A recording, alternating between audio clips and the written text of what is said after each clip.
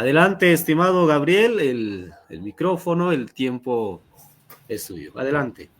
Muchísimas gracias. Bueno, a tiempo de agradecerles nuevamente a todos los presentes por estar en este importante foro virtual, a todas las universidades, a todos los estudiantes de las diferentes carreras, pues un gusto, un placer nuevamente.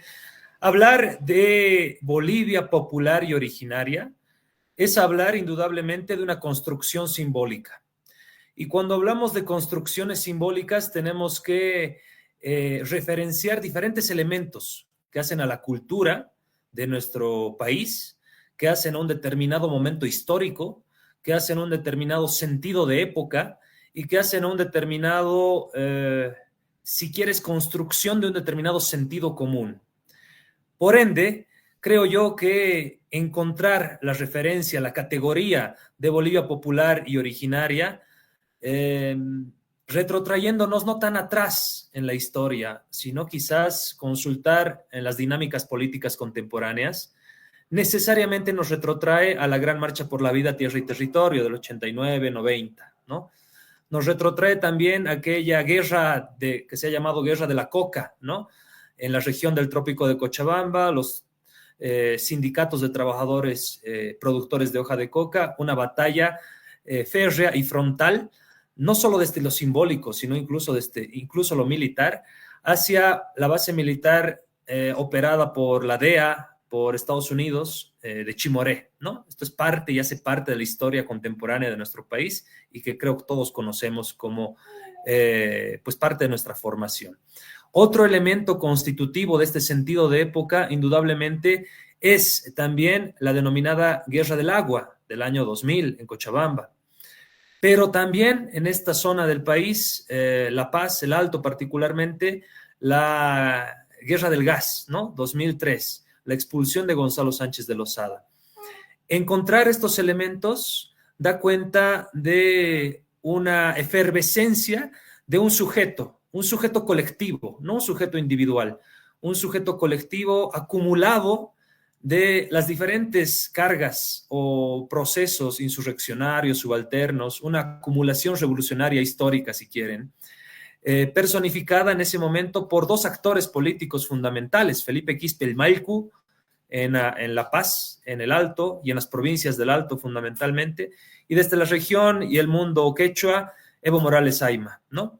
Dos personajes que desde sus diferentes formas y estilos y simbolismos de lucha tenían un camino común, que era justamente esa rebeldía contra el sistema neoliberal o el sistema de representación de partidos de ese momento específico. Y paulatinamente, tras la elección del 2005, encontramos una suerte de construcción de nuevos elementos o reconfiguración del campo político en Bolivia a partir de elementos simbólicos, iconográficos de las culturas indígenas originarias campesinas, ¿no? Materializándose en el proceso constituyente del 2006 al 2009. Un nuevo texto constitucional que no solamente es la positivación, si quieres, de las aspiraciones y de ciertos valores de época y sentidos de época. No es solamente un documento constitucional o un documento jurídico, es indudablemente una acumulación de todos estos procesos que muy bien los hemos ido explicando hace algunos minutos, ¿no? Por ende, me gustaría recurrir a una cita de Regis Debray. Quizás ustedes lo han estudiado, este filósofo, historiador, escritor francés, en una obra bastante interesante, La vida y muerte de la imagen, un libro interesantísimo que te habla justamente de las construcciones simbólicas en determinados momentos, en determinadas épocas particulares de las sociedades, ¿no? Y Regis Debray, el francés, nos dice lo siguiente: las imágenes y los rituales han afectado a las representaciones subjetivas de sus espectadores y en consecuencia han contribuido a, escúchese bien, formar, a mantener o a transformar determinada situación en el mundo. Pues transmitir un ismo no es solo popularizar valores, es también modelar comportamientos, instaurar un estilo de existencia. Y a todo esto Regis Debray llama las operaciones simbólicas. Entonces, ¿en el país hemos vivido operaciones simbólicas? Indudablemente sí. Hemos vivido la construcción de lo que se denomina la Bolivia popular y originaria, indudablemente. Hemos vivido procesos que han intentado desmontar esa construcción y esas instituciones, si quieres, del Estado plurinacional también, ¿no? Y lo que se denomina bloque popular, porque a nadie le gusta ser impopular, ¿no? Hablas con cualquier político, con cualquier persona, ¿eres popular? Claro, ¿estás con el bloque popular? Claro. Nadie te va a decir, no, yo soy parte de lo antipopular, no existe lo antipopular, si quieres, ¿no? En ese sentido, en esa lógica y orden de cosas, pues se han ido configurando diferentes liderazgos que los estamos viendo en esta papeleta electoral, sin entrar en detalles partidarios o políticos, sino como un objeto de estudio de la ciencia jurídica y de la sociología, por ejemplo, o de la comunicación social, aunque decir comunicación social parece una tautología, ¿no? Pero bueno, ese es otro elemento que podemos analizarlo a posterior. Encontramos cierta construcción de elementos que dan cuenta a lo que se denomina Bolivia popular y originaria. Ahora bien, cuando nos referimos a lo identitario, ustedes como sociólogos lo saben mucho mejor que yo, las identidades pueden ser compuestas, ¿no? Yo puedo tener la identidad de bolivarista, de boliviano y de abogado, y ninguna de las tres se contradice unas con las otras, sino hacen parte a mi identidad compuesta, si quieres. Pero al mismo tiempo yo me puedo identificar como indígena. Pero ¿por qué tú te identificas como indígena, Gabriel, si tienes barba, eres de tez clara? ¿Por qué esa autoidentificación?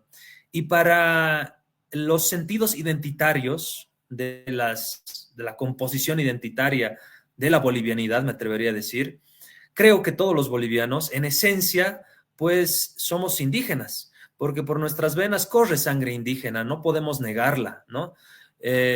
No, tampoco es que somos menonitas o somos descendientes directos de solamente los conquistadores españoles o portugueses o ingleses, sino que referenciamos indudablemente una cultura pasada y unos valores de nuestros antepasados que nos han dejado que son innegables, ¿no? Todos tenemos, creo yo, antepasados de pollera o pues de una nación o pueblo indígena originario campesino, pero ese es otro denominativo que hace a la construcción de lo identitario. Pero encontrar todos estos elementos en lo que hemos estado debatiendo y para ponerlos en la mesa para que el resto de los expositores también puedan complementarlos, refutarlos y en todo caso, pues, debatirlos, nos lleva indudablemente a la composición de los liderazgos que estamos teniendo desde aquella época que les hablaba de Felipe Quispe-Maicu y de Evo Morales, en función también a los actuales liderazgos de, si quieres, una Bolivia que se ha transformado en estos últimos años, que por el propio proceso denominado proceso de cambio o revolución democrática y cultural, como quieran verlo, desde la visión, si quieres, sociológica o desde la visión política, ideológica, ha generado procesos de movilidad social, ¿no? Ha sacado a mucha gente de las áreas rurales y las ha incrustado en las zonas periurbanas, en las capitales de departamentos. Es por eso que hoy por hoy, por ejemplo, rural, ya no es preponderante en ninguna elección. Desde el 2016, el denominado referéndum que termina pues revelando la primera victoria electoral de la oposición en contra del movimiento del socialismo, a la cabeza de Evo Morales en ese momento, da cuenta de que la mayor densidad de votantes se encuentran aglutinados en las capitales de departamento, ya no como pasaba hace 20, 30 años en los sectores rurales. Esto por el propio proceso de esa movilidad social que todos lo hemos vivido y pues es innegable, ¿no?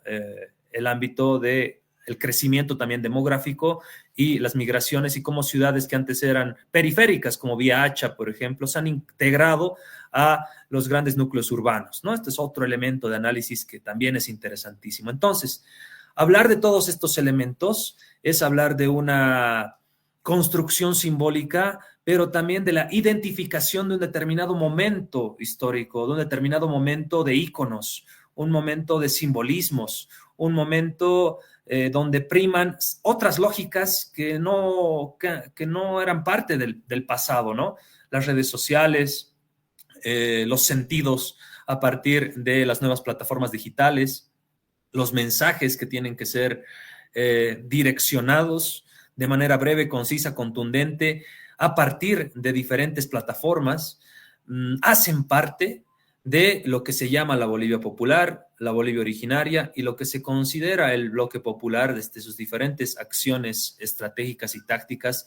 Lo que les decía y les hablaba de ese desmonte de instituciones que creíamos se habían construido desde el 2009 para adelante, surgió particularmente el 2019, ¿no? Con el gobierno de Yanine Áñez. Ahora bien, yo tengo mi clara definición estrictamente jurídica y constitucional del por qué ese no ha sido un gobierno constitucional, ni un gobierno legal, ni un gobierno legítimo, ¿no? Pero ese es punto y aparte, quizás tema para otro espacio.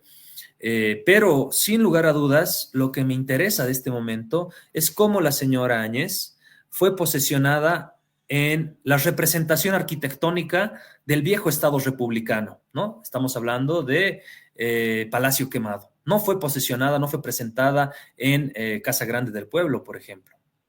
Esa ya es un simbolismo importantísimo que daba cuenta de un intento de cambio de época.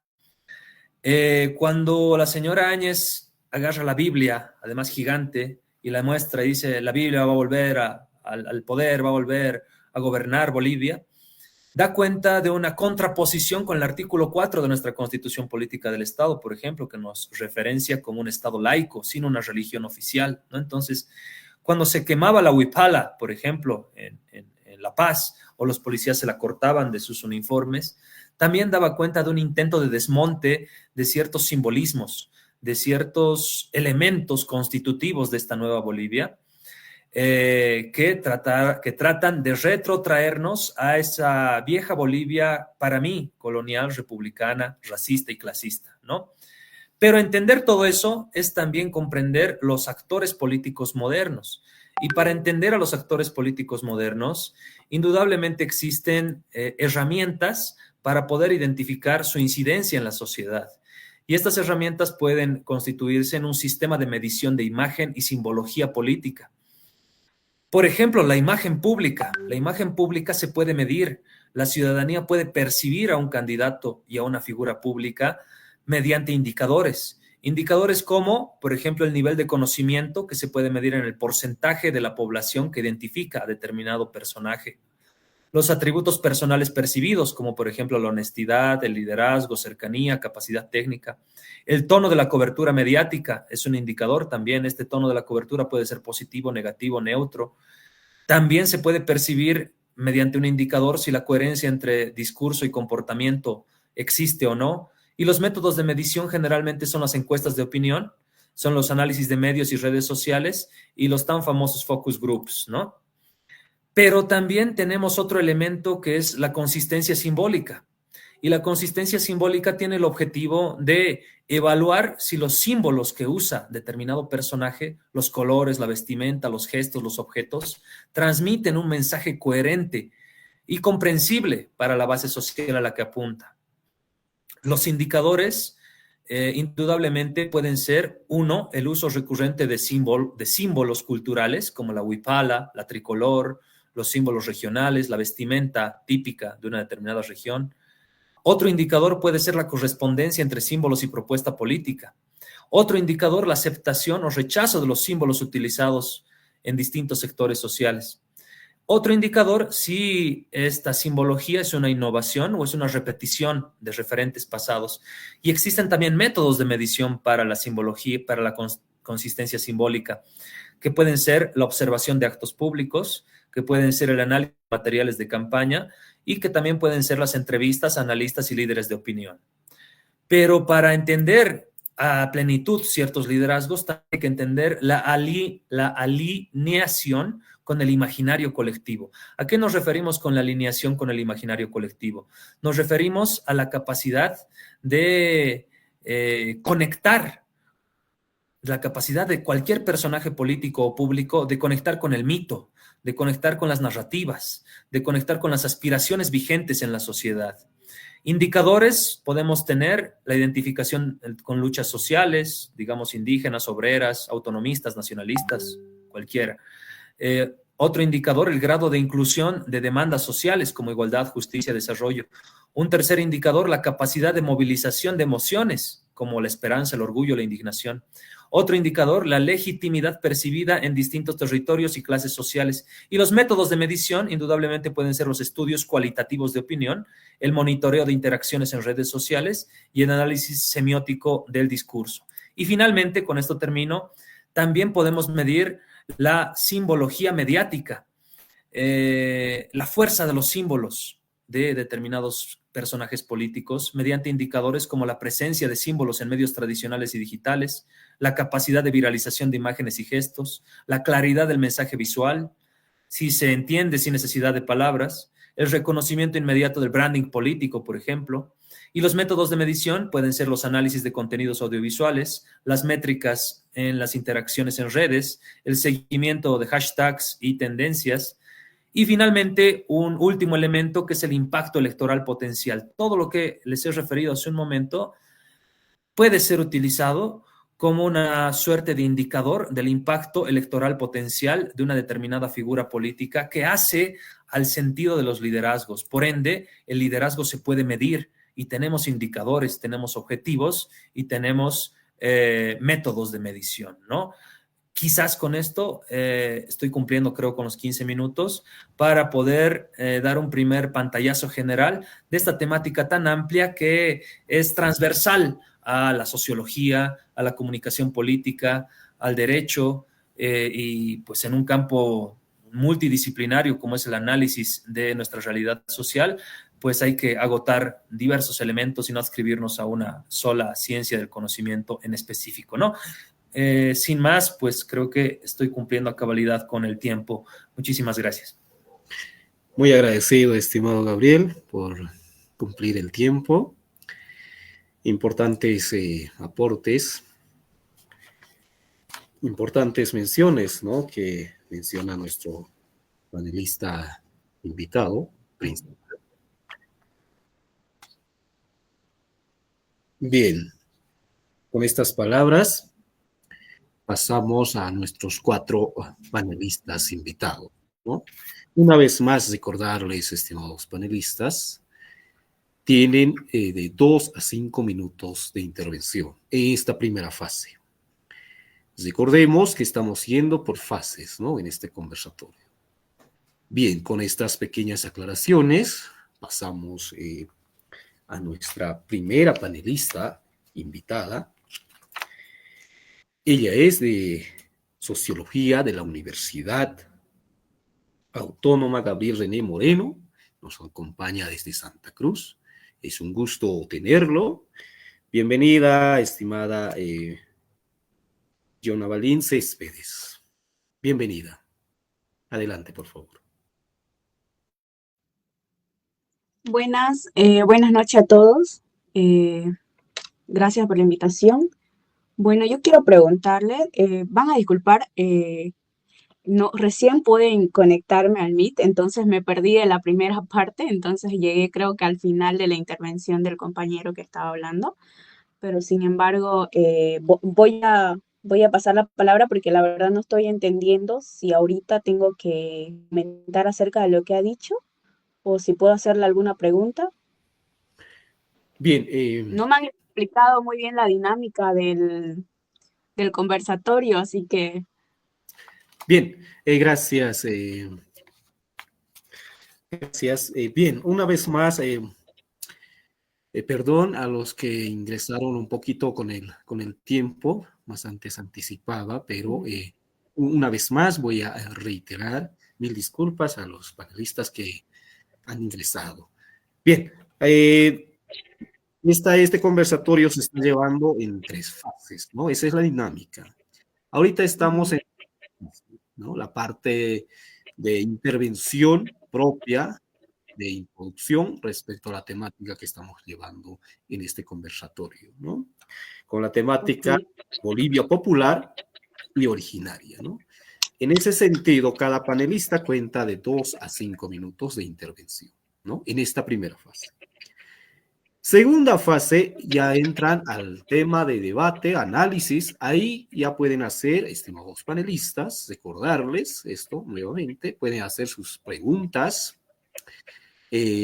al expositor principal o en su caso a los panelistas invitados, ¿no? Que están presentes también en la sala. Entonces, esto es de manera viceversa, ¿no? Tercero, pasamos lo que es al público, los que están conectados a Google Meet y también por Facebook, ¿no? Entonces, esto está designado, este conversatorio, en 3 fases, ¿no? Bien, con las disculpas del caso, nuevamente retomamos con la palabra, ¿no? Estimada Ok. Yona Balín, no sé si esto está claro. Ok, está clarísimo, ¿eh? Bueno, yo Excelente. estuve haciendo una revisión bibliográfica. Estuve haciendo una revisión bibliográfica. Entonces, bueno, lo que yo estuve leyendo acerca de este documento es que Bolivia históricamente eh, ha tenido evidentemente varias figuras indígenas, ¿no? Uno de los más importantes, se podría decir que ha resaltado y ha llegado a ser presidente, ha sido Evo Morales, que es considerado el primer presidente indígena del país, con un liderazgo muy amplio, que, bueno, tuvo o tiene una base popular indígena y campesina.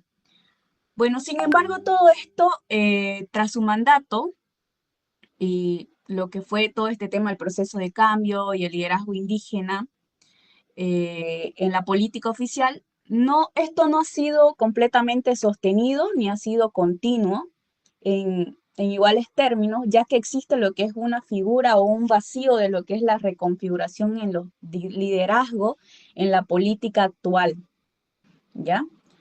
Sin embargo, este estudio evidencia que aunque hay presencia de dirigentes indígenas en todas las instituciones, como es decir, como es el Parlamento, como son las organizaciones sociales, como son el liderazgo político de carácter indígena popular, sin embargo, esto no mantiene con la misma fuerza ni continuidad que había durante el liderazgo de Evo Morales, ¿ya? Además que señala que la recomposición colonial y la personalización del liderazgo político existe una dificultad con respecto a lo que es la expresión de liderazgo indígena clásico. Esto a partir de las comunidades. Si bien, si bien se ha evidenciado que hay bastante presencia indígena en la política formal, continua, esto lo podemos ver, ¿no?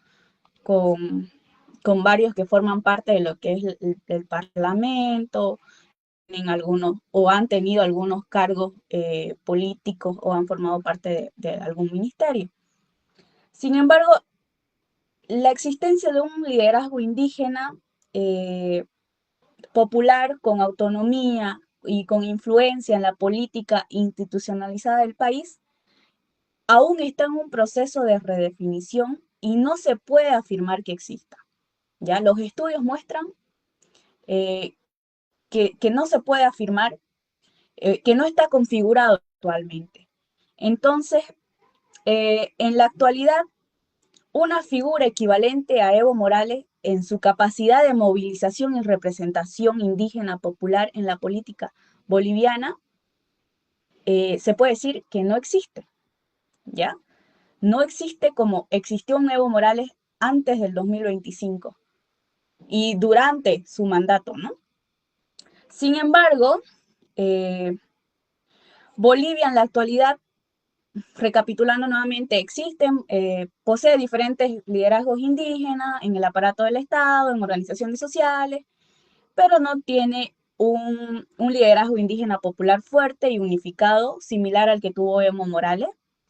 Esto se puede evidenciar actualmente con la división y la fractura que que ha tenido lo que era el MAS, que era, tenía, en sí acaparaba todos los movimientos sociales, organizaciones sociales, era como la máxima representación de lo que vendría a ser el indigenismo en Bolivia. Entonces, bueno, esa es mi reflexión con respecto a los datos, a este análisis, a este aporte de este autor.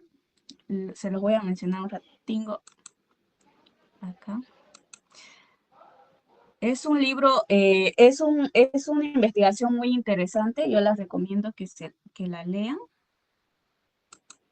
Ay, Diosito santo. No puedo ver. Lo voy a buscar ahorita. Me he tomado la molestia de leerlo, hacer un pequeño resumen, sacar los puntos más importantes. Así que, pero no anoté el nombre del... Ok, se llama Ramiro Choquehuanca, da la casualidad que es el apellido del vicepresidente, Ramiro Choquehuanca Carizaya. Por si acaso, esta investigación fue elaborada por la Universidad Mayor de San Andrés, que se llama Después de Evo, ¿qué? Legitimación, práctica política y recomposición colonial en el liderazgo de Evo Morales. Entonces, esta investigación nos habla un poco, que ya ha sido investigada desde el 2021, eh, han empezado a investigar, entonces, como que ya desde el 2021 hasta ahora, como que ya se fue perdiendo esa estructura que tenían los movimientos populares, los movimientos sociales. Eso, compañero. Excelente, gracias, compañera, Jonah Belín. Fueron las intervenciones, ¿no? Ella nos acompaña desde Santa Cruz, desde Sociología de la Universidad Autónoma Gabriel René Moreno, ¿no? Bien, pasando, ahora vamos a dar paso justamente a nuestro invitado igual, panelista, a Limber Cusiquispe, ¿no? Él es de Sociología de la Universidad Pública del Alto.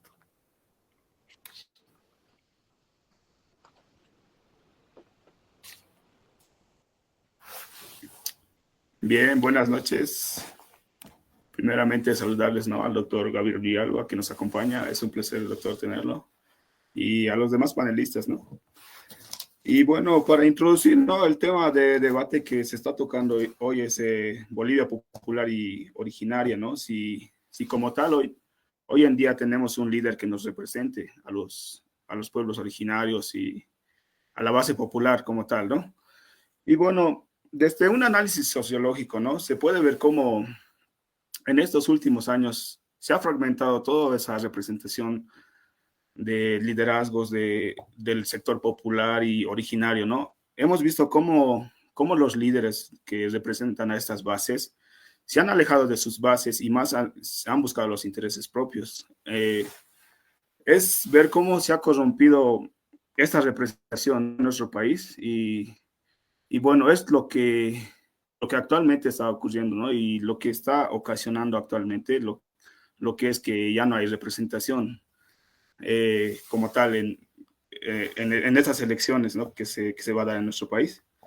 Y bueno, podemos ver una escasa representación, ¿no? La gente popular, como se denomina, y la gente originaria no se siente representada por todos estos que vemos en la papeleta, ¿no?, que se está dando, se va a dar paso a estas elecciones, ¿no? Y bueno, viendo desde una perspectiva de análisis,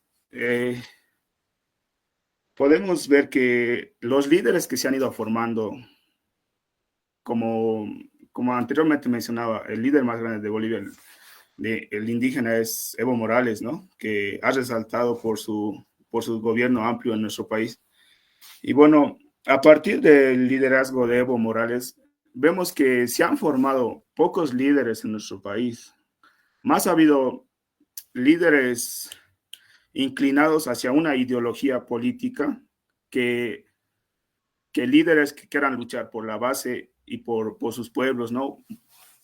Y bueno, dado este fenómeno en nuestro país es que lo que está pasando ahora y lo que tenemos, ¿no? Que no contamos con representación y bueno, nos sentimos desrepresentados en estas elecciones. Y bueno, eso sería como un breve, ¿no, compañero?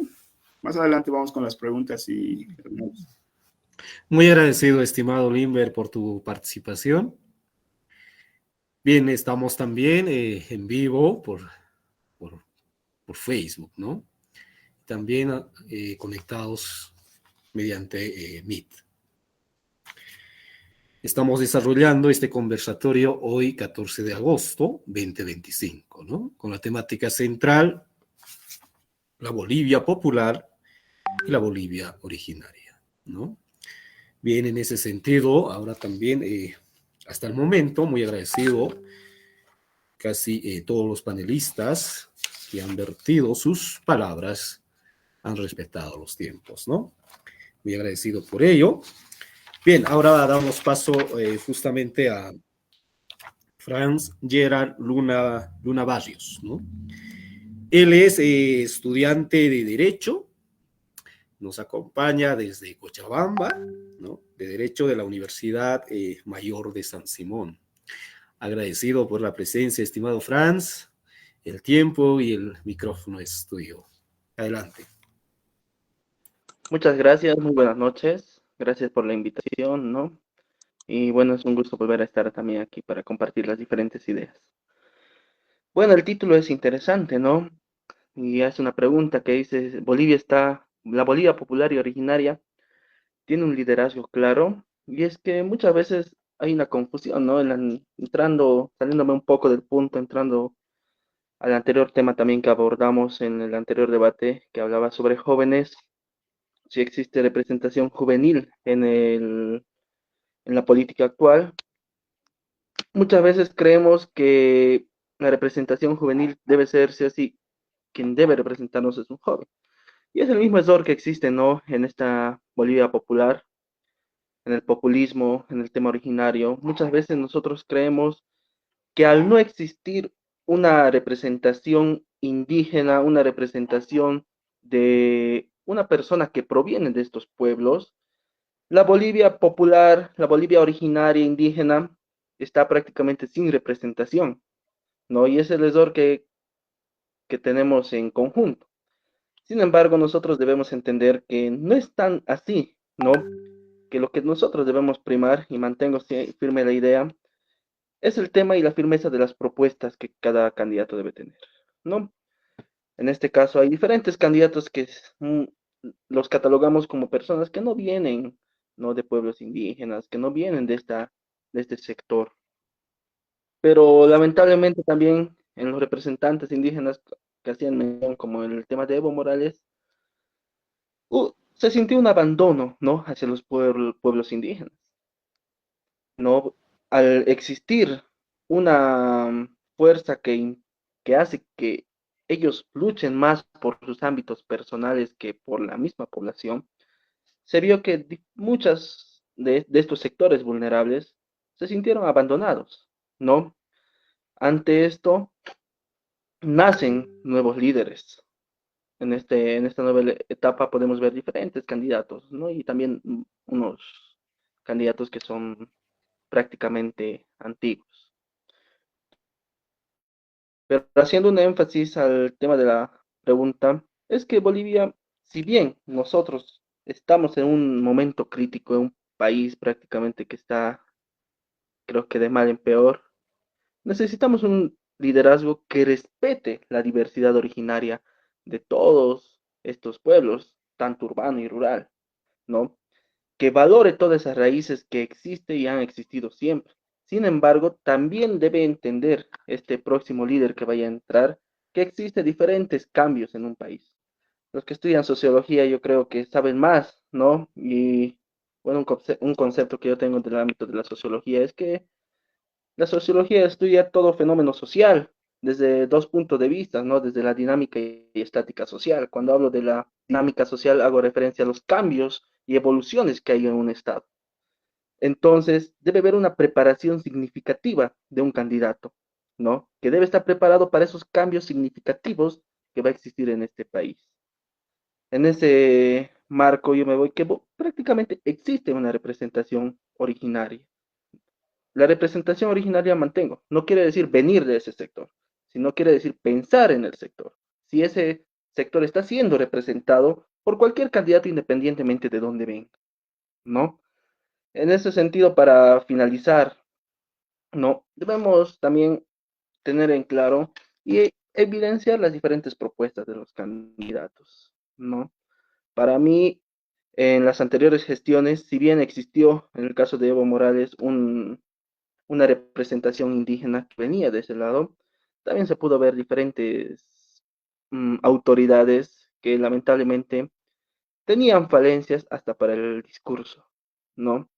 Entonces, no significa que una Bolivia popular debe estar netamente representada por cualquier tipo de persona, sino que estas personas también deben tener la capacidad y el profesionalismo necesario para poder poner en marcha un país, porque debemos entender que que en sus manos están todo lo que vaya a suceder en el Estado, ¿no? Y si lamentablemente decidimos poner a personas simplemente por representatividad, como decía en el anterior debate, si ponemos jóvenes simplemente por representar a los jóvenes, no nos va a ir bien. Si ponemos indígenas originarios, que como a un inicio decía el expositor, todos somos indígenas originarios, pero simplemente por obtener la representatividad indígena originaria en el Estado, no nos va a ir bien. Sino que más antes de eso nosotros debemos buscar la preparación de la persona, de que vaya a estar en sus manos el país, y posteriormente, claro, a través de esta gran preparación, el Estado debería estar tranquilo porque la representación popular y originaria estará también. Es cuanto yo puedo argumentar en la introducción. Gracias, estimado Franz, por tu intervención. Bien, continuando con este conversatorio virtual que estamos llevando a cabo, paso a ceder la palabra justamente igual. Igual es uno de nuestros panelistas invitados, ¿no? Eduardo Andrade. Él es de estudiante de Sociología de la Universidad Autónoma Gabriel René Moreno. Adelante, por favor. Sí, gracias. Buenas noches y gracias por la invitación. Bastante de acuerdo con muchos aportes de los compañeros que hablaron antes, ¿no? Pero bueno, refiriéndonos más al título del conversatorio, ¿no?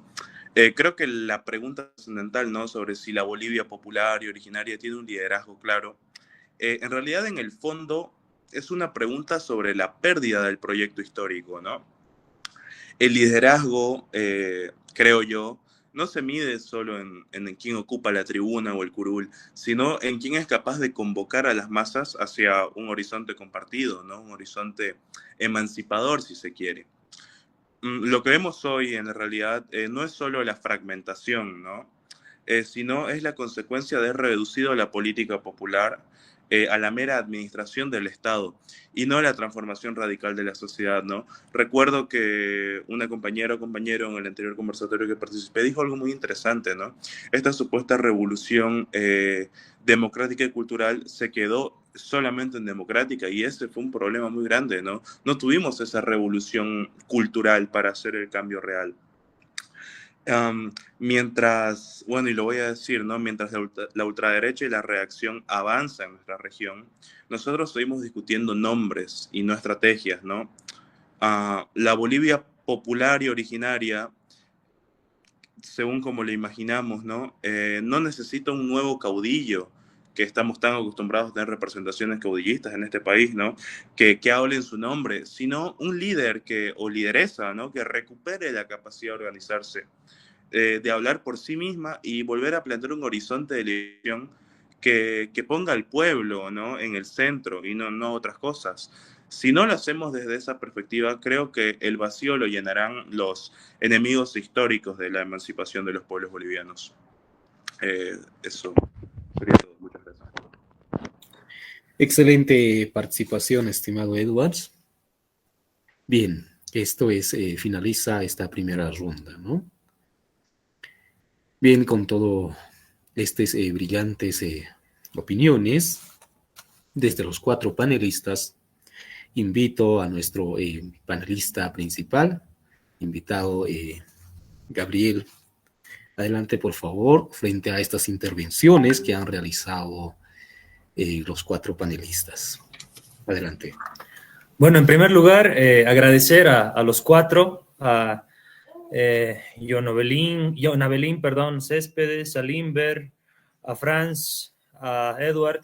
Ha sido bastante dinámico, creo, y también los aportes que han brindado ustedes. La verdad que no conocía este trabajo de Ramiro Choquehuanca Calizaya, he tomado nota para buscarlo y consultarlo también, con referencia a la construcción, si quieres, el desmonte de ese momento icónico que representa o representó en su momento Evo Morales, ¿no? Creo que Jonabelín decía en respuesta a esto, cómo se ha ido desmontando el bloque popular. Yo me atrevería a decir que ha existido una atomización de ese bloque popular.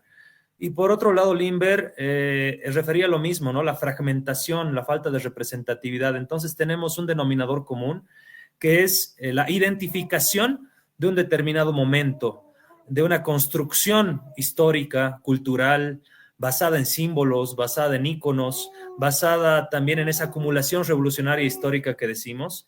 Y creo que coincidimos en el hecho en que ese momento de época, ese sentido de época, esa construcción está hace bastante tiempo ya fracturada, ¿no? Ha empezado con un proceso de atomización o de fragmentación, es decir, se ha ido diluyendo en el tiempo.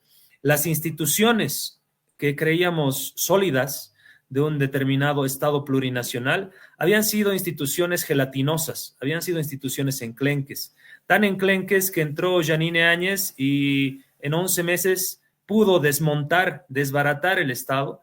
Posteriormente, un tecnócrata como Arce Catacora terminó destruyendo lo que creíamos con muchísima esperanza el 2006, 2009, 2005. Se estaba construyendo algo diferente y algo fuerte, por sobre todo, ¿no? Pues vemos que, coincidiendo con Edward, existe una suerte de desmonte de lo que se ha denominado como proceso constitutivo o proceso de cambio con sus instituciones, la propia nueva constitución política del Estado, pero ese desmonte es a partir de operaciones muy bien planificadas, ¿no? Así como se construyen los momentos, como se construyen los sentidos históricos, los sentidos de época, también existen operaciones para encargarse de destrucciones de estos momentos, de estos sentidos. Y cuando Franz hablaba en referencia al populismo, a mí me gusta referir a Ernesto Laclau, ¿no? O Laclau, si quieres, tal como se escribe, con relación a lo que implica el significante vacío de lo que es populismo, ¿no? El populismo puede ser instrumentalizado tanto por la más extrema derecha como también por la izquierda. Ejemplos sobran, ¿no? El caso de el señor Jair Bolsonaro, por ejemplo, en Brasil, nadie va a negar que es populista. El señor presidente de Estados Unidos en su primer y este último mandato también, Donald Trump, una utilización clave del populismo en su vertiente, si quieres, bastante práctica. También Javier Milei, y por supuesto que líderes como Cristina Fernández de Kirchner, Evo Morales, Lula da Silva y otros también se pueden estudiar desde esa suerte del significante vacío de la connotación de populismo que nos habla Ernesto Laclau, ¿no? En función a eso, creo que los 5 coincidimos en afirmar que esta construcción que nosotros creíamos fuerte, que quizás es de nuestra época, que quizás ha venido con un sentido emancipatorio y subalterno bastante interesante, bastante potente, poco a poco se ha ido diluyendo, poco a poco se ha ido desmontando, pero no ha sido un desmonte natural, no ha sido un desmonte o si quieres unas fracturas, una atomización que se ha dado por decantación en el tiempo, no. ha sido por operaciones muy bien planteadas y muy bien maniobradas. El 2019 es una de esas, ¿no? El 2016, el 2011, el 2014, el 2021 hasta el 2025. Hoy por hoy tenemos lo que también decía Franz, una falta, creo yo, de coherencia entre lo que somos, la bolivianidad que conocemos y que sabemos que es plural y diversa, y la papeleta que nos presentan. La papeleta que nos presentan parece la de una familia de primos hermanos, una elección de una familia en la que todos se parecen, y no una papeleta que representa esa diversidad de lo que verdaderamente somos, la pluralidad de lo que es la bolivianidad desde el oriente hasta el occidente, ¿no? No existe eso. Y sin lugar a dudas, creo yo, me animaría a decir, y este es otro elemento que pongo sobre la mesa, este desmonte del Estado plurinacional ha sido muy bien planificado, ha sido muy bien estructurado, ha sido muy bien articulado en los diferentes actores, mismos actores que creo yo se encuentran en la papeleta electoral, al haber realizado un consenso tácito de proscribir a un personaje, llámese Evo Morales, que aglutinaba o conglomeraba toda esta representatividad, ¿no? Entonces, creo que estudiar eso nos revela también las operaciones que muy bien se realizan de estas operaciones simbólicas que les decía al principio, citando a Reyes de Bray, ¿no? Con eso creo que podemos ingresar a una nueva ronda en la cual podemos ser mucho más puntuales y precisos, así como cirujanos, de cómo se ha ido desmontando este Estado plurinacional y cuáles han sido los elementos que identificamos como un desmonte programado de la institucionalidad del denominado Estado plurinacional de Bolivia. Gracias, estimado Gabriel Villalba. Bueno, fueron las complementaciones que realizaba nuestro invitado principal aquí en este conversatorio, a partir de las intervenciones de los 4 panelistas que están presentes, ¿no? Bien, terminado esta ronda, entramos ya, como bien explicábamos antes, ahora sí entramos a la fase de análisis de algunas preguntas, o en su caso algunas críticas, ¿no? Esto puede mencionar directamente, por ejemplo, las preguntas puede ser entre panelistas o en su caso también al panelista principal, ¿no? Bien, con esta fase igual. Acá tienen de 2 a 5 minutos igual de intervención, claros y precisos, con ese tiempo, ¿no? Entonces, en ese sentido vamos a invitar a John Belín para que inicie, ¿no?, con esta segunda fase. Adelante, estimada John Belín. Adelante.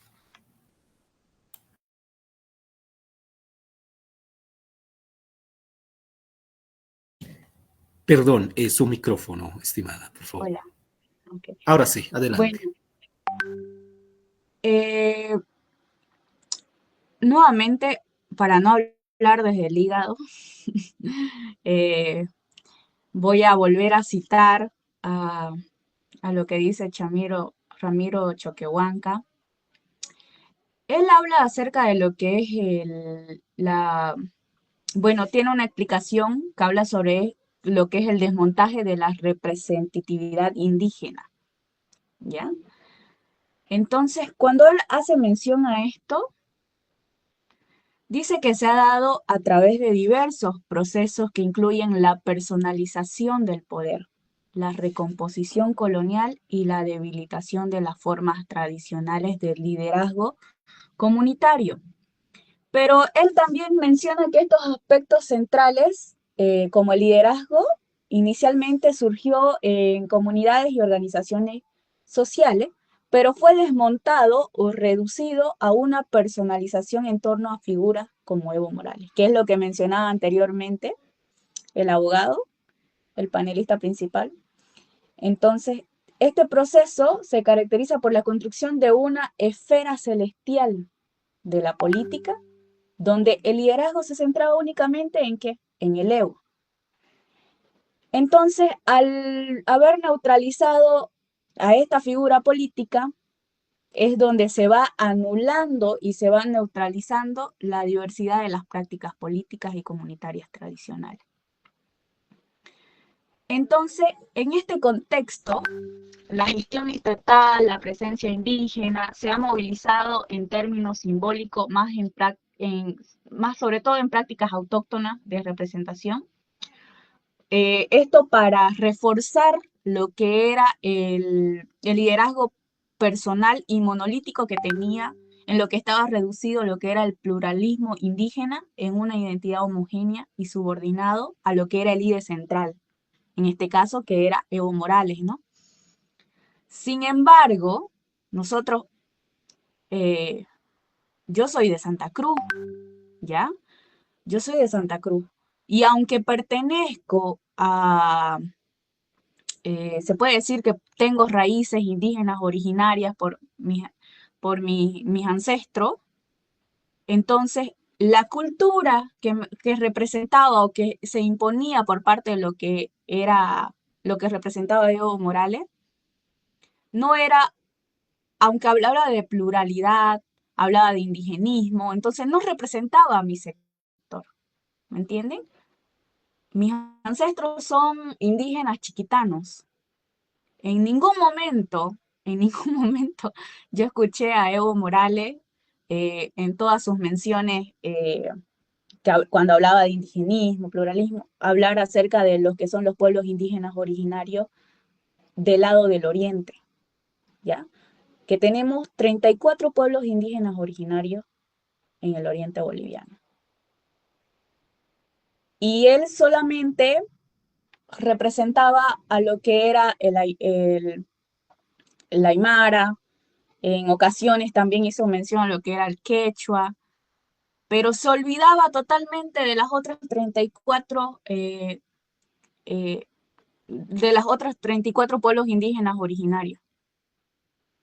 Entonces, bueno, entonces el desmontaje de la representatividad indígena se ha ocurrido mediante la consolidación de un liderazgo personalista que monopolizó y reprivatiza la política indígena. Esto porque debilitó las prácticas tradicionales y las formas colectivas de organización y liderazgo en las comunidades.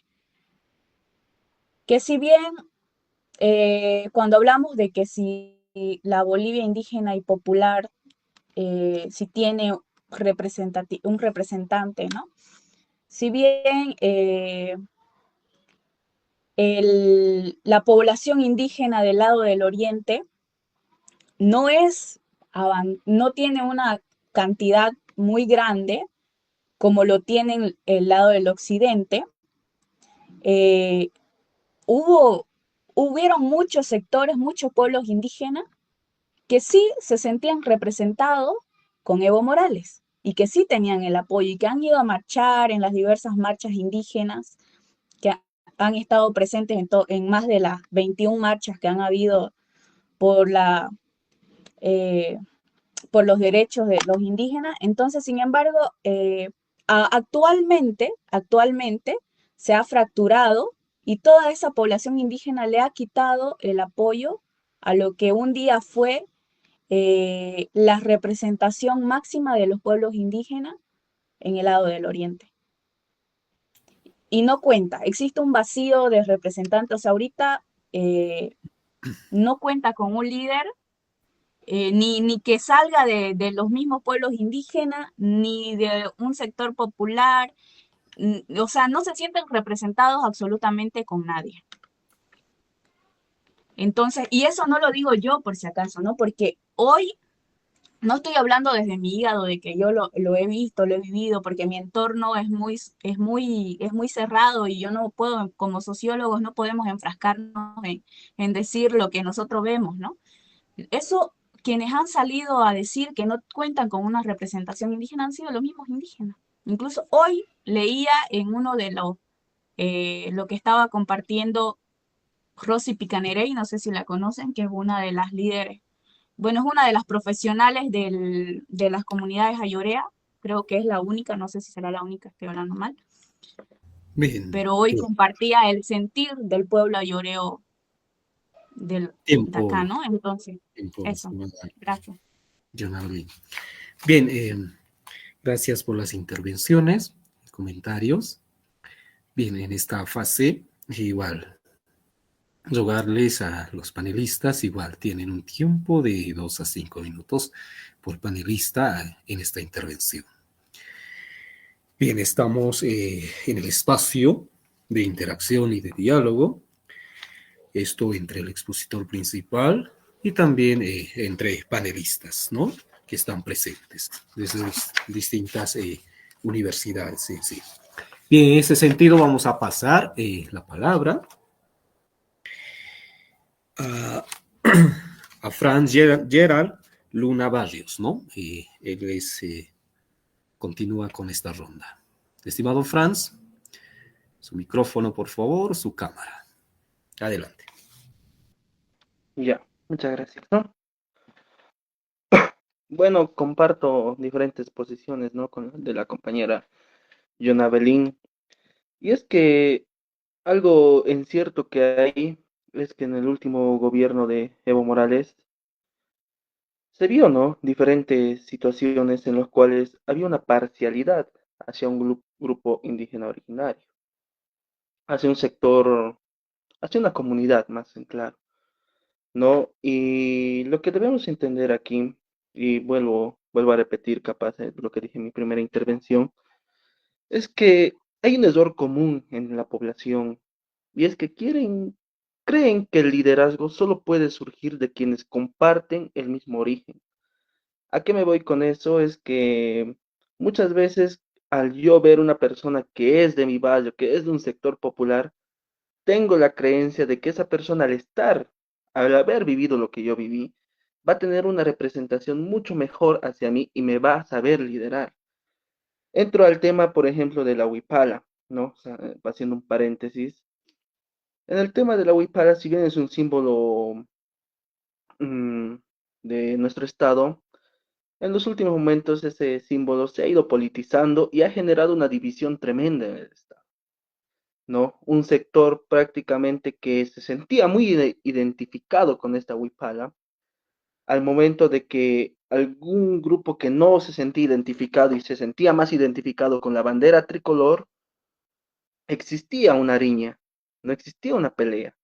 Entonces, es lo que se ha ido politizando en diferente manera en el tema de la política, ¿no? Y eso ha surgido, yo lo vi más que todo desde mi punto de vista y un análisis político.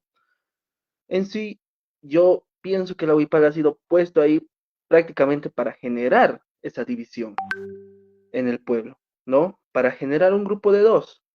Y algo que pasó en el gobierno de Evo Morales es que él se apoyó en, en los sectores populares, ¿no? Como su único defensor.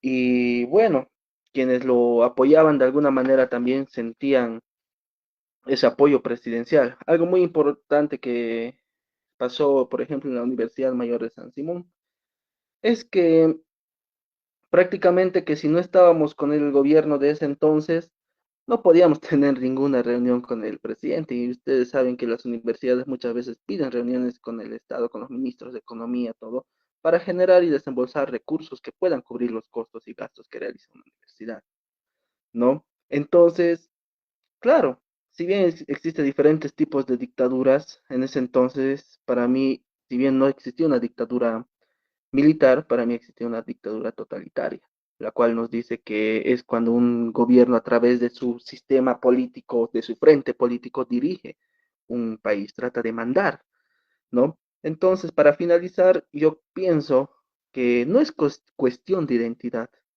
es cuestión de propósito, no es cuestión de ser parte de ese origen, ¿no? De ser parte de ese lugar, sino que si un candidato se propone a seguir y y a defender a estos pueblos, a este Estado populista, lo puede hacer sin necesidad de estar ahí. Bien, gracias, estimado Gerard, por tus intervenciones en sí en esta segunda fase, ¿no? Pasamos igual el micrófono a Edwards Andrade, Adelante, estimado Edwards. Igual. Si tienes algunas complementaciones o algunas preguntas, claras y precisas, adelante, Gerard.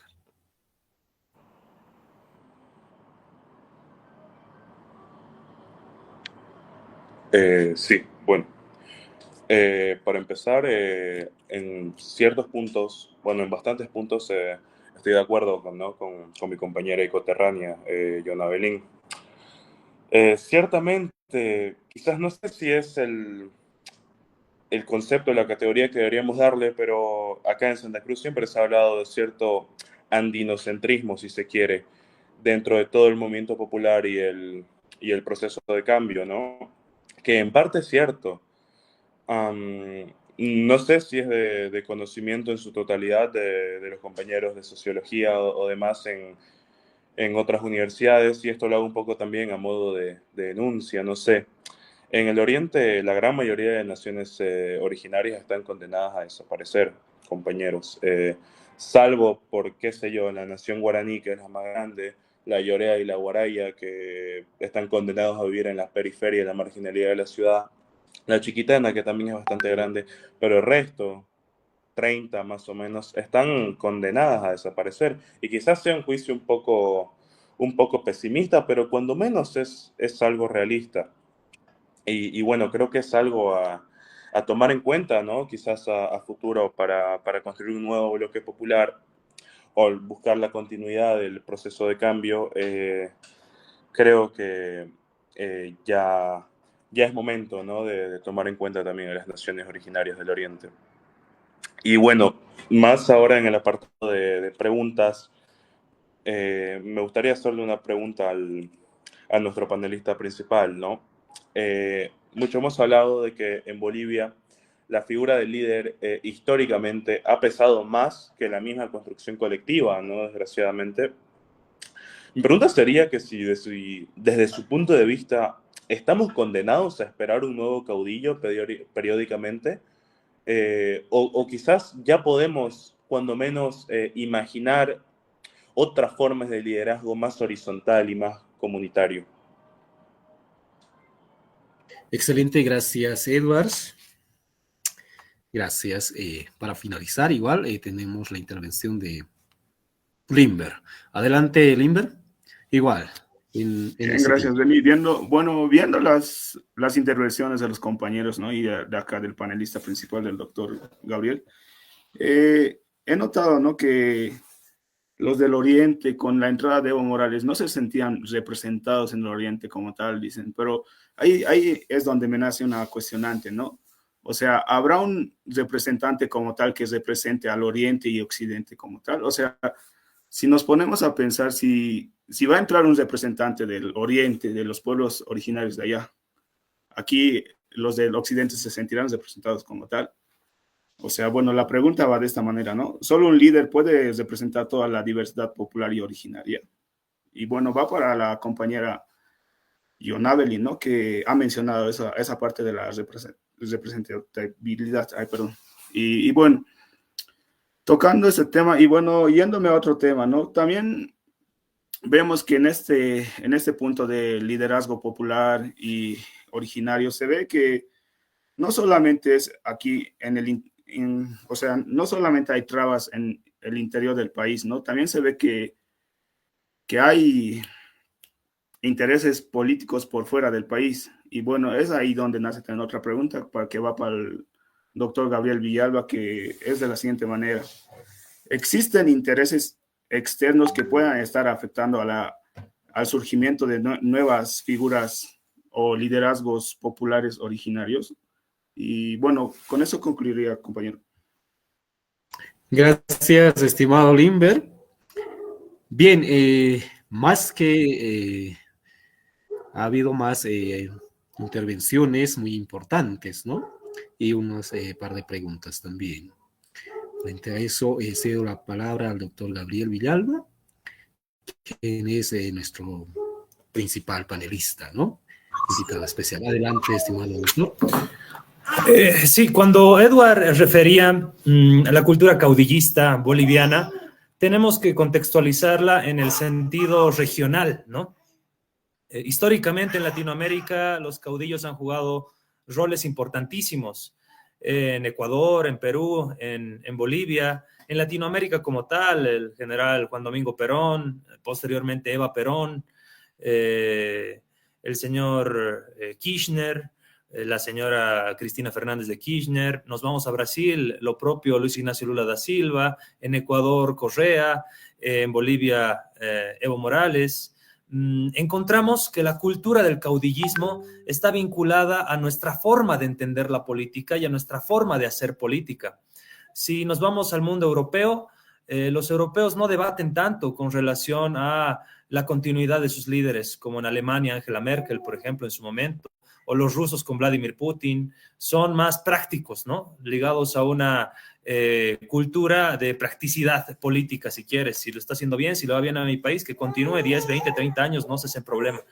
Pero en el mundo anglosajón, si quieres, norteamericano, también encontramos que determinados personajes, determinados caudillos, por ejemplo, en la lucha por los derechos civiles, eran fundamentales, ¿no? Malcolm X fue eliminado por la CIA y el Departamento de Estado de Estados Unidos, justamente porque representaba la sublevación de los afroamericanos desde la vertiente violenta o armada, si quieres.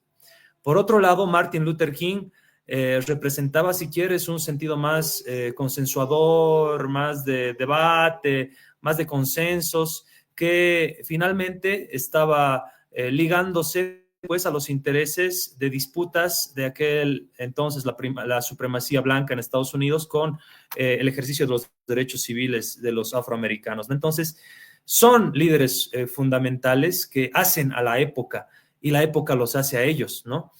No se puede entender la lucha de los derechos civiles en Estados Unidos sin Malcolm X, al igual que no se puede entender la historia política contemporánea de Bolivia sin Evo Morales. Miren, nadie ha buscado hablar de Evo Morales en este foro, por ejemplo, que es estrictamente académico, y hemos terminado hablando de él por sobremanera, ¿no? Esto da cuenta que este personaje, que nos disguste, ya es parte de la cultura política de Bolivia, ¿no? Cuando nos referimos a la construcción de sentidos y de aspiraciones, encontramos también, y lo que decía la compañera, la identificación o identidad indígena, digamos, que podemos tenerla todos, algunos la admitimos, otros la ocultan o otros la niegan, eso ya es sentido de cada uno, pero es interesante analizar cómo, por ejemplo, el estilo de vida norteamericano, el American Way of Life, se ha posicionado tanto en las sociedades latinoamericanas, ¿no? A partir de la industria del cine, por ejemplo, con la maquinaria hollywoodense, ¿no? Entonces, esos sentidos y esa si quieres, ese amoldaje de las sociedades, tiene su construcción estratégica y tiene también su sentido de subordinación a determinados valores, a determinados sentidos, a determinadas aspiraciones.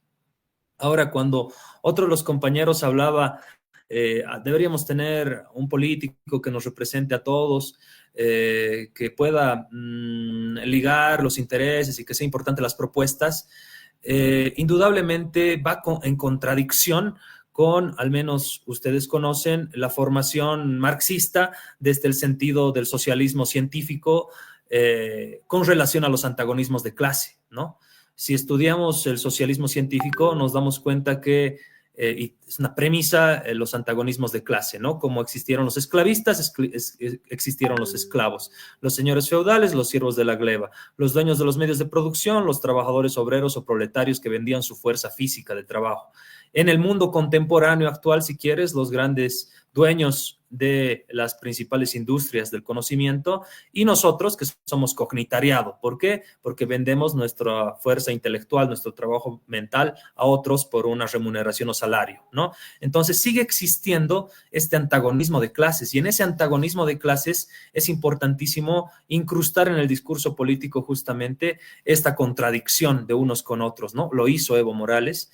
Y muy difícil es tratar de unificar y que todos nos agarremos de la mano, como tratan algunos compañeros desde el indigenismo y particularmente del indianismo, ¿no?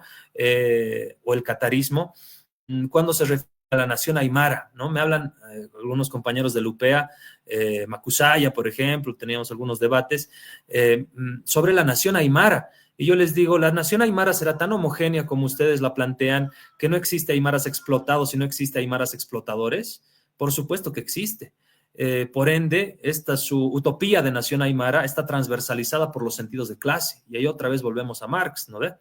Entonces, cuando uno de sus compañeros refería, o uno de los panelistas refería las operaciones para exterminar determinados liderazgos, obviamente que han existido a lo largo de la historia contemporánea mundial.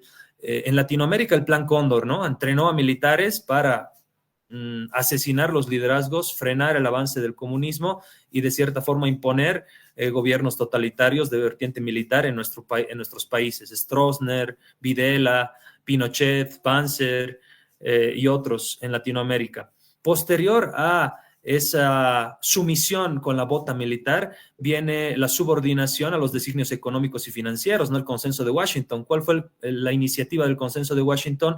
Apretar, oprimir a los pueblos en función a los designios del FMI y del Banco Mundial. Una nueva forma evolucionada, si quieres, de subordinar a Latinoamérica, que para la geopolítica norteamericana lo dice Brzezinski, por ejemplo, o Chomsky, el mismo Atilio Borón, referencia Latinoamérica como un centro de operaciones fundamental. No somos el patio trasero de Estados Unidos, somos el centro de operaciones de la geopolítica de dominación imperial, y de esto también hizo referencia la ex comandante del Comando Sur, Laura Richardson, por ejemplo, ¿no? Para Estados Unidos, el control de lo que ellos denominan la gran isla americana, Norteamérica, Centroamérica y Sudamérica, es una cuestión de seguridad interna de Estados Unidos. Por ende, por supuesto que existen operaciones para desmontar procesos subalternos, revolucionarios, como el caso de Bolivia, proscribir determinados liderazgos, operativos de lawfare, que dan cuenta de un ejercicio de la geopolítica de dominación imperial, y de esto hay que estudiarlo, ¿no? Desde la geopolítica lo estudiamos. Entonces, creo que todos esos elementos dan cuenta de ciertas realidades que estamos viviendo, y que pareciera que las cosas pasan por casualidad. No existen las casualidades en política, ¿no? Lo que acontece se da por objetivos muy bien planteados, muy bien planeados y muy bien desarrollados a partir de una estrategia y tácticas claras.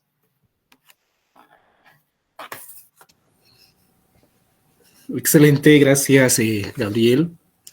En sí, en cuanto a las aclaraciones, en cuanto a las respuestas, ¿no? Tenemos una pregunta igual para John Avelin, que ha hecho el panelista Limber, ¿no? Adelante, por favor. No sé si podrías repetirme la pregunta del compañero, por favor.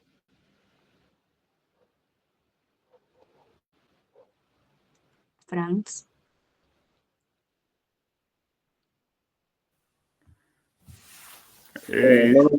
Yo no hice la pregunta, Limberis.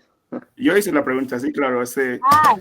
Anteriormente estabas tocando el tema de la representatividad, que no se sentían representados los del Oriente con el presidente indígena que tuvimos, ¿no? Que fue Evo Morales. Y la pregunta iba de la siguiente manera, ¿no? ¿Un solo líder puede representar toda la diversidad popular y originaria del país? O sea, ¿lo ves? O sea, si va a representar un solo líder de allá, va a haber también representantes acá. O sea, esa era la pregunta, compañera, por favor. A ver, bueno. Es complejo, ¿no? Es complejo porque cuando tenés un discurso que habla, el presidente en ese entonces, Evo Morales, tenía un discurso que mencionaba a pueblos indígenas, hablaba de interculturales. Entonces, cuando él usaba ese discurso, sonaba muy bonito, porque teóricamente, todos se sentían incluidos. Pero ¿qué pasaba en la práctica? Pasaba todo lo contrario, él solamente representaba un sector. Ahora, Cuando se hizo lo que fue la reforma de la Constitución Política del Estado en el 2009, se incluyó las 36 lenguas indígenas originarias de Bolivia, ¿ya? Entonces, eh, hasta ese entonces, los pueblos indígenas originarios del Oriente se sentían parte del gobierno de Evo Morales. Entonces se sentían representados hasta ese entonces, ¿no? Que se hizo la modificación y todo lo demás se los incluyó. Luego del 2010 en adelante, eh, fue habiendo un quiebre de manera eh, degradado hasta lo que fue en el 2019, cuando evidentemente fueron las elecciones, ¿no? No sé si podría decirte, pero yo creo que si una persona habla o tiene un discurso donde te menciona e incluso te ha tomado en cuenta dentro de la Constitución Política del Estado, entonces es porque estás representando a un total. O sea, te está hablando, te ha tomado, date cuenta, o sea, ha tomado a cuántos pueblos indígenas del Oriente en cuenta dentro de la Constitución. Entonces, y que luego solamente solamente mencione al pueblo indígena originario al cual él pertenecía, supuestamente. Entonces, como que no existe una coherencia entre lo que dices y entre lo que haces, ¿no? Y sabrá Dios lo que él habrá pensado, digamos, ¿no? Eh, entonces, como que mm, yo creo que si una persona tiene que ser consecuente con sus actos. Y en este caso, en la práctica, teóricamente la Constitución Política del Estado es muy maravillosa, es increíble, ¿no?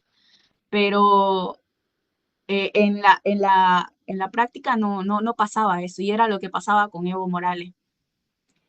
Y bueno, como te decía, yo no era una persona consecuente con sus actos. No sé si vamos a encontrar a una persona que represente al país y quiera representarnos a todos, que en sí debería de ser así, ¿no? Porque se supone que si está representando a todo un país, está siendo un funcionario público, porque un presidente llega a ser un funcionario público que está trabajando para un pueblo.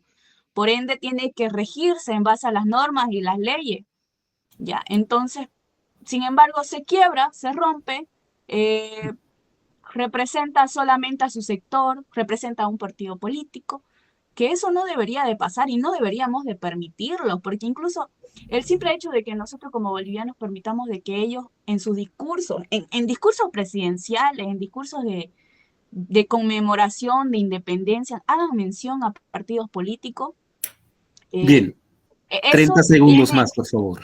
30 ok, segundos más. eso se le llama, si no me equivoco, el doctor si me puede ayudar, no sé cómo se le llama cuando haces uso de, tipo haciendo campaña, ¿no ves? Cuando utilizas tu partido político. Entonces, eso tampoco está permitido y no deberíamos de permitir que un funcionario público que está representando a todo un país venga y nos hable y haga mención solamente a un sector, porque no estamos Tiempo. trabajando para un partido. Gracias, tiempo, John Abelín. Gracias por tu intervención. Bien, pregunto a panelista Limber, ¿estamos de acuerdo con la respuesta que hizo John Abelín? Limber en la sala. Sí, algo de acuerdo. Ahí vamos. Nada que decir. Tal vez algo más que quisieras complementar. No, está bien.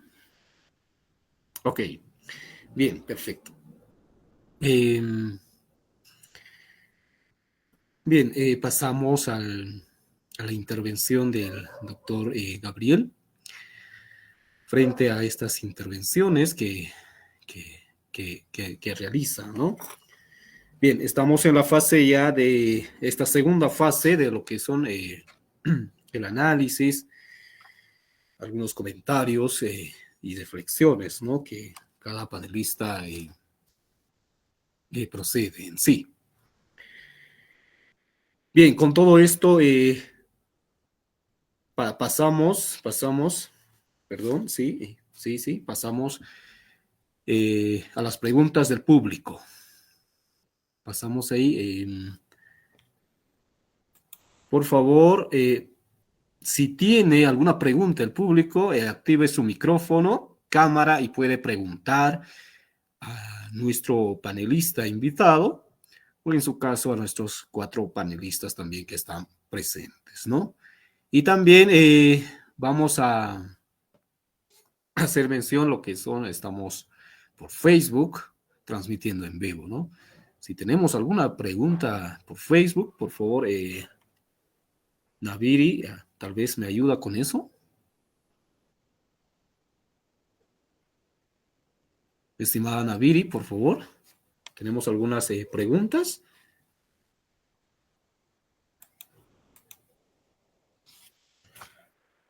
Bien. Bien, eso es la participación en sí en cuanto a este conversatorio virtual que estamos desarrollando. Creo que no tenemos preguntas de parte del público. Excelentes participaciones de cada panelista principal y agradecer también por el tiempo que cada panelista tiene por respetar, ¿no? Para ya cesar esta fase, este conversatorio virtual, obviamente con preguntas muy generales y algunos vacíos que amerita, obviamente, seguir profundizando, ¿no? Creo yo que este conversatorio es justamente para ver, ¿no? Esos puntos de vista y qué mejor desde distintas universidades, ¿no? Con importantes invitados y con nuestro invitado principal, aquí el doctor Gabriel, ¿no? Quien nos acompaña también. En ese sentido, yo voy a pedir muy amablemente a cada panelista cesar esta primera parte en sí, este primer conversatorio virtual que estamos desarrollando con una frase, ¿no? Cesar este conversatorio, ¿no? Entonces, en ese sentido, nuestro conversatorio justamente fue la Bolivia popular y originaria, ¿no? ¿Tiene un liderazgo claro o cómo está esa situación, ¿no? Entonces, en ese sentido, yo creo que las ideas ya están puestas, ¿no? Las preguntas ya están puestas. Creo que bastante claro desde nuestro invitado especial, el doctor Gabriel, también aquí nuestros panelistas principales, ¿no? Los 4 panelistas. En ese sentido, voy a dar paso al doctor Gabriel, por favor, con la frase ya para cerrar. Bueno, en principio, muchísimas gracias por la invitación, agradecerles a todos. Lo que refería John Abelín, justamente la palabra que estaba buscando era proselitismo político, ¿no? Con relación a eso, la frase Bolivia fue y será popular. Somos todos indígenas originarios, unos urbanos, otros rurales, pero todos contemporáneos. Y sin lugar a dudas, el bloque popular no está siempre en ejercicio del poder, pero eso no significa que haya desaparecido. Por ende, el bloque popular está más vigente que nunca, estará más vigente que nunca. Y una cosa es, perdón, la sociedad civil, cuyo 80%, 70% representa a esa Bolivia popular originaria. Y otra cosa es la sociedad política, de determinados políticos que en determinado momento nos representan o buscan representarnos, ¿no? Existe todavía ese divorcio entre sociedad civil y sociedad política que es responsabilidad de todos nosotros generar esos sentidos de coherencia, lo que decía la compañera, ¿no? Debe existir una coherencia y en política la coherencia es fundamental para dirigir los destinos de todos los bolivianos. Sin más, simplemente me queda agradecerles y pues instarles a que sigan